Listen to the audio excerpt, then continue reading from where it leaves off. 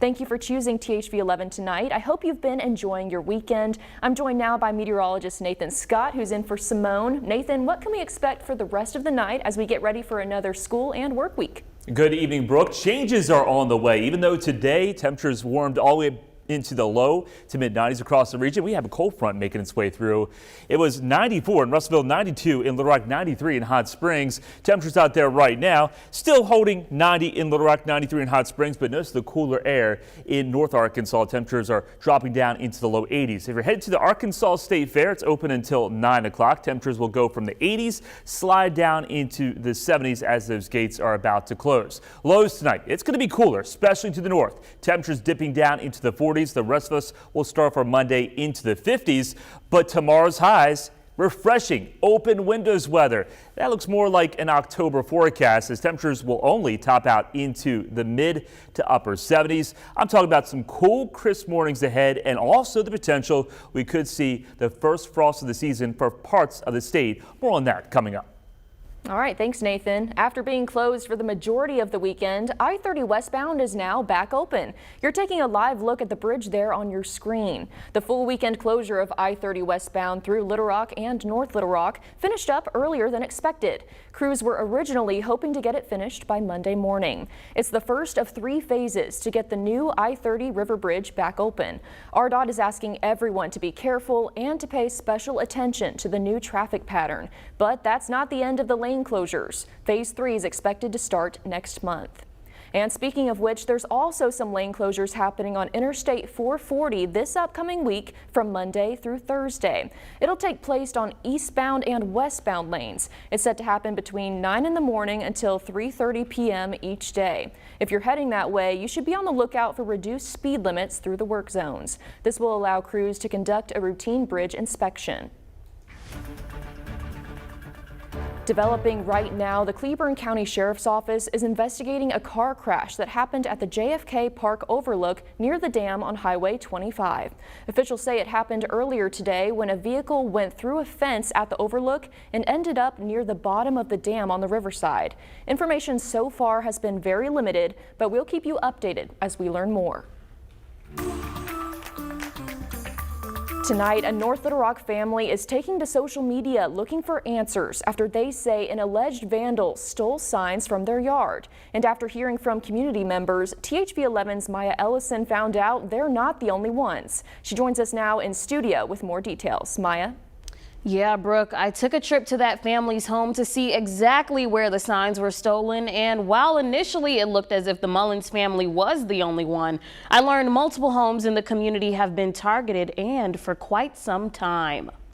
You can, if you're that passionate, put up your own sign. Don't come for mine. Right here on Sheridan Road and Skyline Drive is a backyard you just can't miss. The Mullins family has decorated their home for some time, this year really getting into the spooky season. But just as much good attention they receive, there's also some bad. We had 2 signs that disappeared.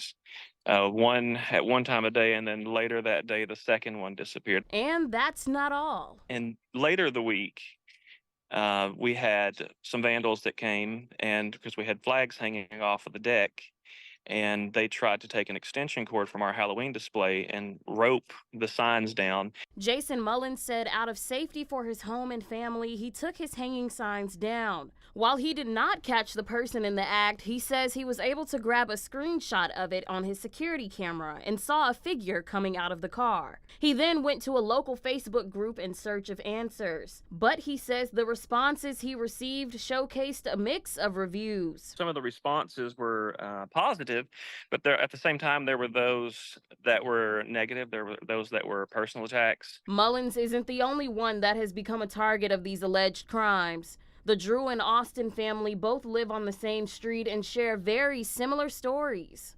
Well, it started out a couple months ago with pride flags in our yard and in our neighbor's yard down the street. There was a rash of Harris Walls signs, political signs, getting stolen out of people's yards. And then we went away for one weekend 2 weeks ago, and we came back, over half of them were gone. Both families say these incidents have happened for quite some time, leaving them a bit shaken up and anxious. Lee Austin says at one point she saw a man get into a white car who allegedly stole her pride flag right out of her front yard. I was right down the hill. I was taking out the trash, and I came up, and there was a gentleman getting into a car.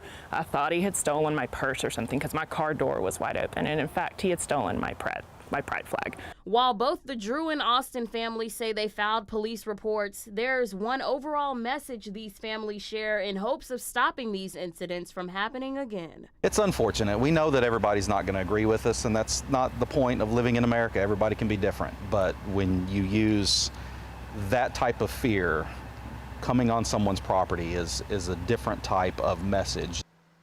As I spoke to all families today, they also said these incidents are extremely scary. They told me that one neighbor was able to capture the alleged vandal on their cell phone camera driving down the street, but no other additional information has come about as of yet.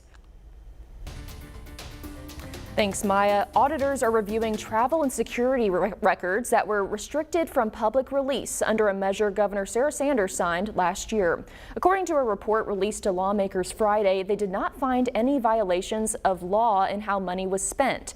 The review of about $4 million spent by state police on security and travel for the governor was the second part of an audit lawmakers requested last year that had initially focused on a $19,000 lectern purchased for Sanders' office. And check this out, the Arkansas State Fair is in full swing, and if you haven't been yet, you should come on out tomorrow because it's THV 11 Mission Home Day. Come say hi to members of our team as we hand out free child safety wristbands. It's a partnership with the Morgan Nick Foundation. Come out and say hello from 9 to 1 and get that free ID band. Earlier today, the folks at Camp Aldersgate held their 41st annual fish fry.